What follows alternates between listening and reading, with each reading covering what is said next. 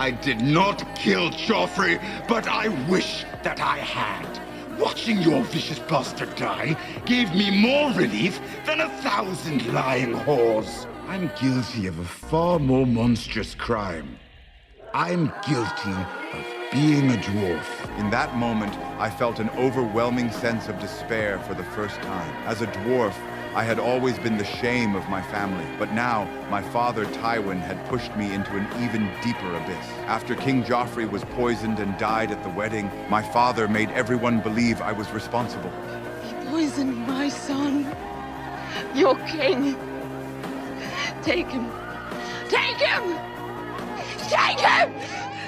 It seemed like he no longer wanted his deformed son to live. One by one, the ministers in the hall condemned me, and the entire room was filled with angry voices accusing me of Joffrey's death. Listening to their accusations, my heart shattered completely. I turned to face everyone in the hall and said, "I truly wish I were the monster you all despise.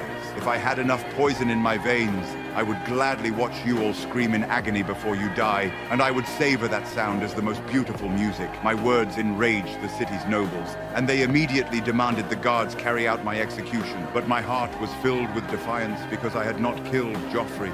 To prove my innocence, I demanded a trial by combat. However, no one was willing to risk their lives for me until Prince Oberyn Martell stepped forward. His sister had been raped and killed by the Mountain, and he was here for revenge.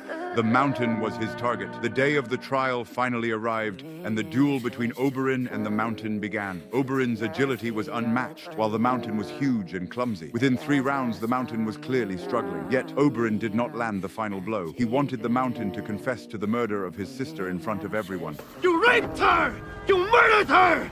You killed her children! It was this hesitation that gave the Mountain an opening. With one swift strike, he knocked Oberyn to the ground and, in a single moment, crushed his skull with all his strength. Oberyn was dead, and I was utterly defeated. To prevent my brother's death, Jaime secretly freed me and told me never to return. But, as I was preparing to escape, I accidentally discovered that the woman I loved was lying in my father's bed. Anger and shame shattered me completely, and in a fit of rage, I strangled her to death. Then, I grabbed a crossbow and found my father in the bathroom. The once great leader of House Lannister, the man who had always been above everything, had betrayed me by sleeping with my woman. I coldly raised the crossbow and shot arrow after arrow into his body until he was no more. When the guards arrived, I seized the opportunity to flee. Now I had seen the ugliness of human nature and was completely untethered. I left King's Landing for good, never to return again.